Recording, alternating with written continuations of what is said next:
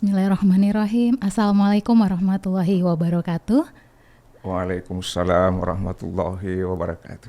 Sahabat Blam dimanapun teman-teman berada, alhamdulillahirrahmanirrahim, pada hari ini podcast BLA Makassar kembali hadir di tengah-tengah kita semua.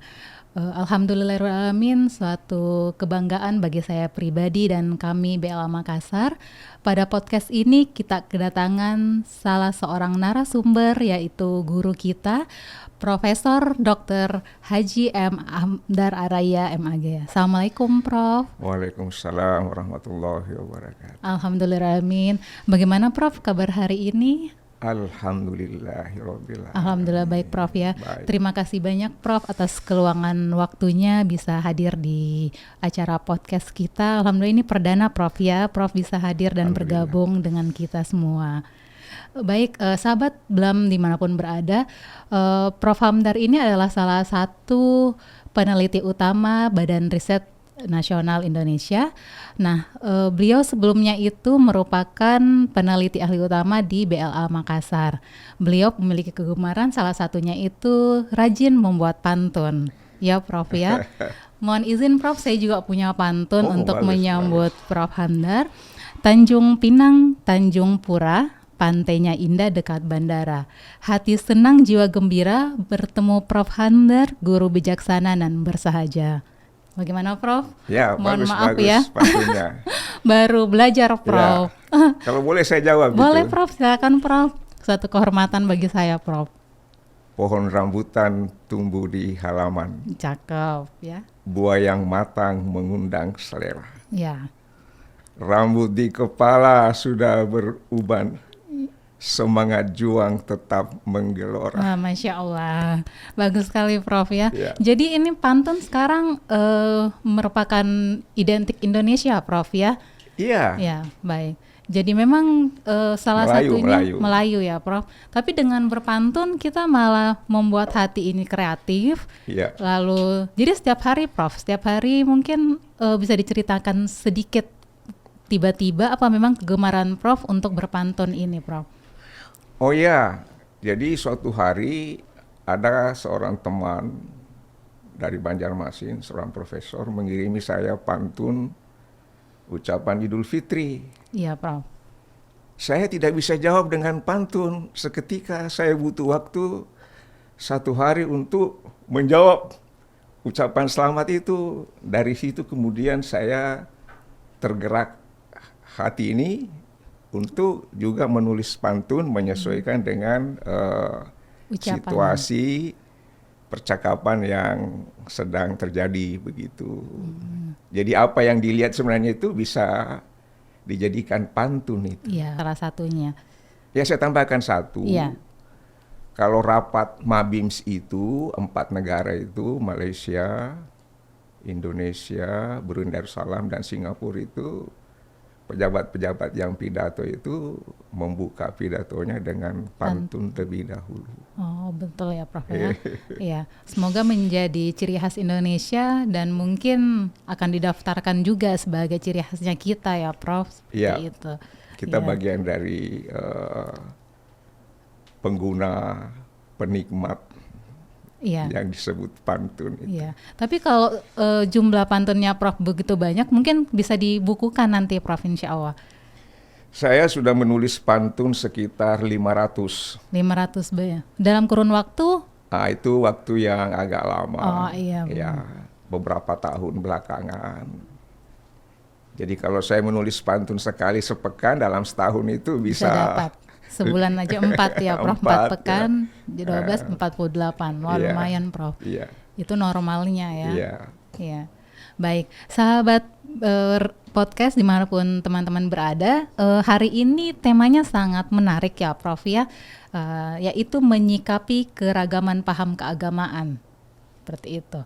Nah kalau kita melihat Prof, beberapa hal yang saat ini mungkin bagus kita jadikan pembahasan topik ketika kita membahas tentang keragaman paham keagamaan itu.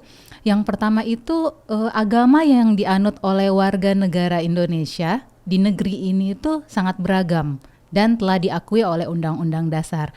Nah lalu dari kalangan pemeluk suatu agama ternyata muncul beberapa paham-paham keagamaan yang menonjol dari beberapa agama seperti itu. Nah, namun paham keagamaan ini ternyata berbeda ya Prof, antara satu paham dengan paham yang lain. Nah, kira-kira kalau Prof sendiri melihat dari topik-topik yang bisa kita bahas untuk podcast kali ini seperti apa Prof? Ya, jadi agama di negeri kita ini beragam. Di dalam suatu agama, pemeluknya itu mengembangkan faham keagamaan yang beragam pula. Iya. Nah, keragaman ini dari segi faham keagamaan harus dilihat sebagai realitas yang ada di masyarakat. Bukan hanya di negeri kita, tetapi juga di negeri-negeri yang lain. Sehubungan dengan itu, maka hal yang perlu kita kembangkan adalah bagaimana penganut faham keagamaan yang berbeda ini saling menghargai perbedaan sehingga kerukunan senantiasa terpelihara. Kesana kita sebenarnya harus berusaha dan mengembangkannya secara bersama-sama.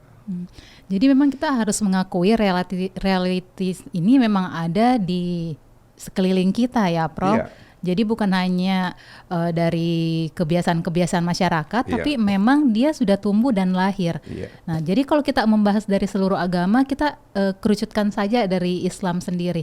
Kemarin saya coba melihat dari website BPS, Prof. Ternyata khusus untuk Makassar, hasil survei dari BPS itu penganut agama Islam sebesar 86,7% dari total populasi masyarakat di Kota Makassar, masih Kota Makassar, Prof. Nah, hal ini menandakan bahwa agama Islam sebagai agama mayoritas di Makassar secara khusus, salah satu kota besar di Indonesia, kita contohkan, apakah menurut Prof, paham keagamaan yang beragam itu di Makassar ini terjalin dengan baik, ataukah dari pengamatan Prof, ada keganjilan yang tumbuh di masyarakat yang mungkin belum terlihat? Iya, keragaman faham keagamaan itu bisa dilihat dari bagian-bagian tertentu dari pelaksanaan ibadah. Sebagai contoh, pada waktu sholat berjamaah selesai di suatu masjid, ada kalanya imam itu membaca zikir dan doa dengan suara yang terdengar.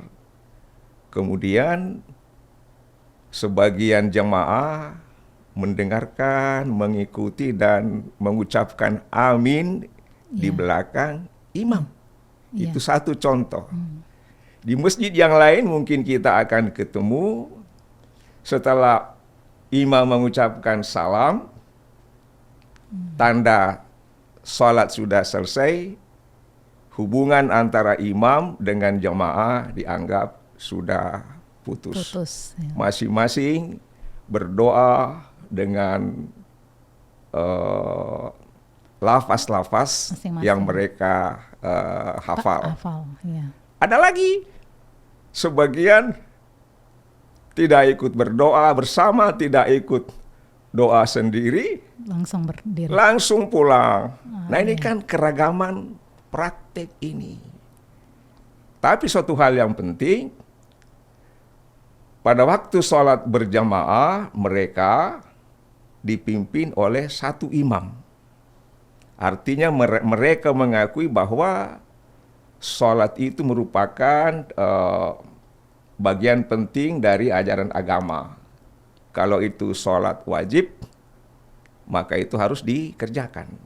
Jadi ada kesepakatan bahwa sholat wajib itu harus ditunaikan. Dan kalau sholat Jumat itu hukumnya wajib. Itu bagian dari ajaran Islam yang sifatnya mutlak. Sholat itu wajib. Kalau sholat Jumat 2 rakaat itu juga disepakati. Tetapi setelah sholat Jumat selesai, nah kemudian yang namanya zikir dan doa bersama itu masuk dalam ajaran agama yang tidak mutlak. Dia terbuka untuk perbedaan pemahaman maupun pengamalan. Jadi keuntungannya, bagian-bagian pokok dari agama ini kita disepakati oleh umat Islam, tapi bagian-bagian yang oleh sebagian ahli dikatakan furu'iyah, ya, tidak menjadi bagian yang mutlak itu umat boleh memiliki pandangan dan pengamalan yang berbeda. Baik, Prof. Berarti, Prof, perbedaan pemahaman keagamaan ini tidak menyurutkan kita masyarakat yang berbeda paham itu untuk beribadah di satu tempat yang sama. Seperti itu, Prof, ya? Iya, memang tidak bisa dihindari. Iya. Di masjid tempat kita sering menunaikan sholat berjamaah setiap hari, tidak selamanya kita ada di situ. Pada kesempatan tertentu mungkin kita berada di tempat lain dan kita melaksanakan sholat berjamaah di tempat kita yang kita kunjungi itu untuk sementara waktu. Iya. Karena kita memiliki pandangan mengenai agama ini bahwa perbedaan pemahaman agama ini bukan halangan untuk menciptakan kerukunan di antara pemeluk agama yang sama. Baik, Prof. Dan mungkin identik itu di sini kelihatan keragaman itu memang di ibadah-ibadah sunnah ya, Dok, Prof, ya? Iya. Artinya kalau kita lihat memang umumnya dalam hal yang sifatnya sunat, tapi ulama fikih sering menyebutnya masalah-masalah furu'iyah. Nah, itu. Baik, Prof. Iya. Ya, jadi sebenarnya memang kita sebagai masyarakat yang memiliki masing-masing memiliki paham keagamaan, ini bukan salah satu hal negatif, namun kita mencari hal-hal positif untuk membangun kerukunan ya, Prof, seperti itu. Iya, jadi keragaman itu dalam hal paham keagamaan itu sudah realitas yang sifatnya umum di mana-mana. Nah, kita sebagai makhluk ciptaan Allah ini harus melihat realitas itu, ya. Iya, betul, Prof. Dan hal yang perlu kita ketahui bahwa ada paham keagamaan yang sudah berkembang lebih dari 1000 tahun. Seperti mazhab-mazhab fikih itu, mazhab Hanafi, Maliki, Syafi'i, Hambali, itu umurnya lebih dari 1000 tahun. Artinya pada mazhab itu ada metode berpikir, metode memahami teks-teks agama yang sudah mapan. Dan hasil pemikiran itu, hasil pemahaman itu, hasil ijtihad itu ya diikuti oleh orang-orang yang menjadi bagian dari mazhab itu. Untuk melihat realitas sekarang, Prof, ada hal yang menarik ya, Prof, terkait paham keagamaan ini, khususnya untuk kaum milenial seperti itu. Kita lihat sekarang kaum milenial yang betul-betul sudah sangat mudah mengakses media sosial yang tidak ada batasan. Nah, kalau Prof sendiri melihat kira-kira bagaimana paham keagamaan ini yang sekarang masih terus berkembang di dunia kaum milenial, Prof? Nah, terkait dengan kaum milenial ini merupakan suatu tantangan bagi ulama dan intelektual muslim. Karena sekarang eranya era keterbukaan, maka ulama dan pemikir muslim itu harus menggunakan media yang diakses oleh kaum milenial. Sehingga tawaran-tawaran, informasi-informasi yang mereka serap itu bisa beragam dan mereka bisa melihat mana yang dijelaskan dengan baik, dengan rinci, argumentatif, dan kemudian mereka memilihnya. Nah, kalau ulama intelektual muslim ini hanya menggunakan media tradisional, pengajian di masjid, tidak menggunakan media Ya. yang Media berkembang online, online ini, maka ya tentu kaum milenial ini akan menjadi pengikut dari kemungkinannya dari apa yang mereka terima melalui media online itu. Ya, baik Prof. Nah, terkait dengan hal itu, Prof, dengan sistem sekarang yang betul-betul sudah sangat mudah dijangkau, kalau menurut Prof sendiri, apakah pendidikan agama kita sudah cukup, Prof, untuk perkembangan di adik-adik milenial kita yang generasi sekarang, untuk bagaimana keragaman tadi dengan paham keagamaan ini bisa terus bertahan, Prof? Iya, jadi ulama itu harus mengikuti perkembangan zaman. Saya ambilkan contoh, ini buku Ensiklopedia Hukum Islam ini ya. Ini ditulis oleh sarjana-sarjana Muslim Indonesia. Dan ini menawarkan penjelasan dari berbagai mazhab dalam menerangkan suatu masalah fikih. Berarti para penulis buku ini mendorong masyarakat ini supaya menjadi pemeluk agama yang moderat. Nah, model penulisan seperti ini, model penyampaian seperti ini harus dikembangkan oleh intelektual masa kini supaya ada kesinambungan ide itu. Betul. Itu. Nah, benar. Kalau sekarang kita lihat buku begitu banyak, kita ke Gramedia memang sangat banyak sekali ya Prof ya. Nah, namun kecenderungan teman-teman kita kan, kalau kita bahas sekarang ini memang generasi sekarang yang harus kita pertahankan Prof ya, karena kalau generasi dulu sampai mungkin batasan 90-an, mereka sudah memiliki paham keagamaan atau sudah mengerti ilmu agama itu. Nah, tapi yang generasi kita yang sekarang sampai sekarang itu yang harus kita pertahankan, kita perjuangkan. Nah, salah satu berarti saran dari Prof itu memang harus ada ide kreatif. Ya Prof ya, jadi ide kreatif dari para intelektual. Nah, jadi buku itu tidak hanya seperti buku yang Prof bawa, tapi mungkin bisa dibuat dalam bentuk beberapa ragam yang mau diterima sama teman-teman kita di peserta didik seperti itu ya Prof? Iya. Nah, tugas ulama sekarang ini, intelektual Muslim itu memandu kaum milenial ini dengan beberapa prinsip penting.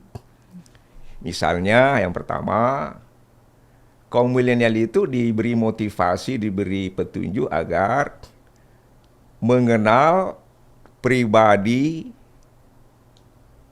orang yang menyampaikan pesan keagamaan itu. Kalau dia ulama, kalau dia orang soleh, kalau ilmunya mendalam, kalau karakternya itu sesuai dengan tuntunan agama, itu diikuti. Tapi kalau hanya melihat video, membaca tulisan yang tidak jelas, siapa yang menulis, siapa yang menyampaikan, dari mana sumbernya, apa rujukannya, maka kaum milenial ini harus hati-hati ya.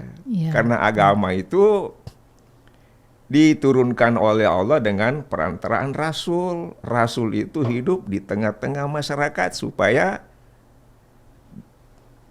dilihat secara langsung bagaimana Rasulullah itu menyampaikan agama ini, menjalankan ajaran agama ini, berkomunikasi dengan sahabat-sahabat beliau. Nah, pola seperti ini harus kita kembangkan, bahwa umat ini harus mengenal guru agama yang mereka ikuti itu ya. Karena agama itu mengajarkan nilai, norma ya, dan juga mendorong supaya apa yang diketahui itu diamalkan dalam kehidupan sehari-hari, bukan sebatas pengetahuan. Ya, nah itu. Baik Prof, betul. Sangat menarik sekali Prof pembahasannya kita, karena memang ternyata kalau dipikir temanya singkat, tapi kalau membahas ternyata cakupannya sangat luas ya Prof ya. Saya contohkan satu Prof, kira-kira kalau misalnya tadi kita bahas mengenai media sosial.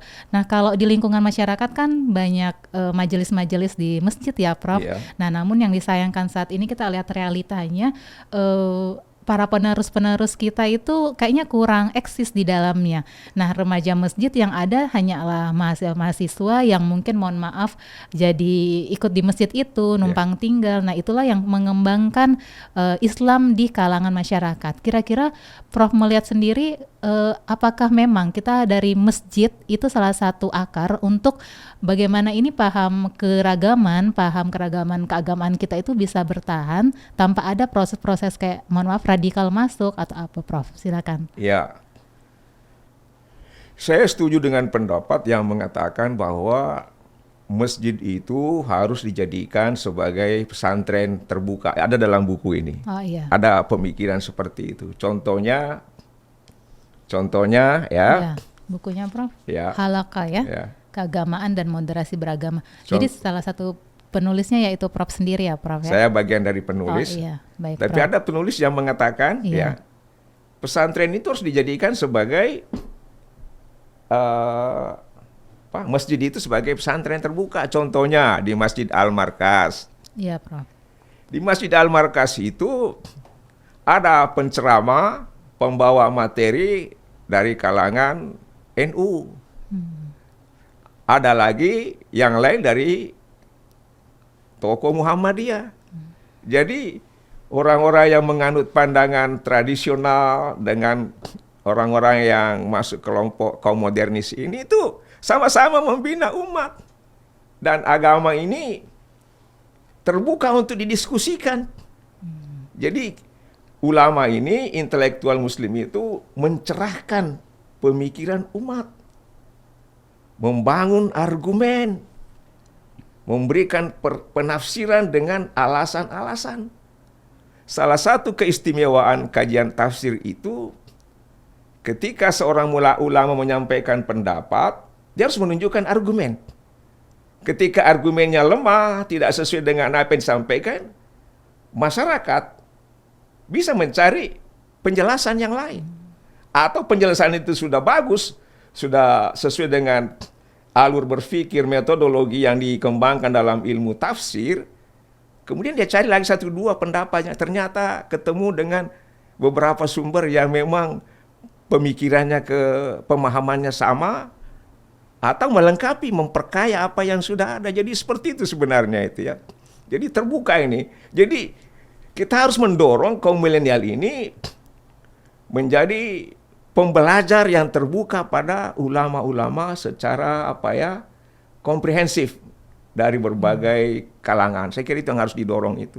Dan kalau mereka ke Al-Markas itu saya kira akan ketemu model seperti itu. Jadi pemahaman keagamaan yang radikal itu kayaknya tidak akan berkembang kalau model seperti itu yang dikembangkan, Prof ya. Benar ya. Tadi saya tertarik, Prof, dengan di buku tersebut salah satu bahasan itu masjid sebagai pesantren terbuka, Prof ya.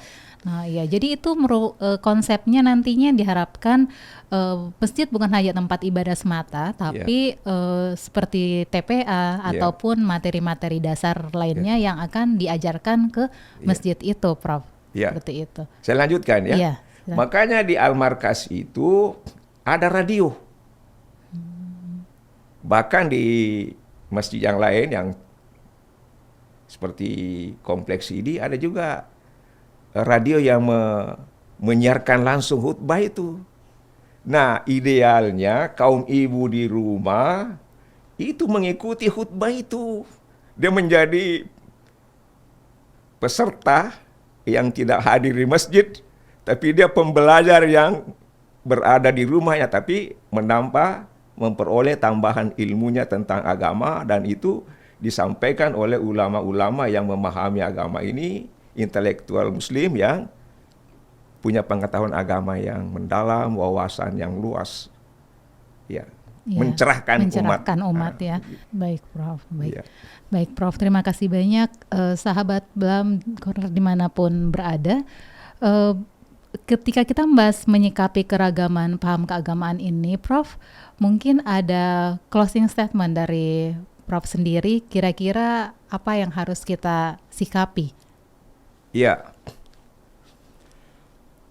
ulama, mubalik harus mengembangkan sikap yang sama bahwa ilmu kita itu terbatas, ya. Orang yang banyak belajar Al-Quran itu semakin bijak, nah itu semakin rendah hati. Nah ini harus dikembangkan bersama, dan ulama, ustaz, mubalik mengembangkan sikap yang sama yang diajarkan oleh ulama dalam kitab-kitab, bahwa bahkan dalam Al-Quran seseorang jangan menganggap dirinya suci, lebih soleh dari orang lain. Ini harus kita kembangkan. Saya kira begitu. Ya, Prof, sangat menyentuh sekali, Prof, dan insya Allah akan kita sama-sama praktekkan ya, Prof, ya. Seperti itu. Baik sahabat podcast dimanapun teman-teman berada, materi hari ini sangatlah berbobot, walaupun singkat, jelas, namun isinya sangat padat sekali. Semoga dengan podcast kita hari ini akan memberikan tambahan ilmu, dan tentunya jangan lupa bahwa podcast Blam Corner itu sendiri setiap pekannya akan memberikan tema-tema selalu, Prof. Jadi kita hadir di tengah-tengah masyarakat. Bagi siapa saja yang membutuhkan kira-kira ilmu itu boleh melalui kami.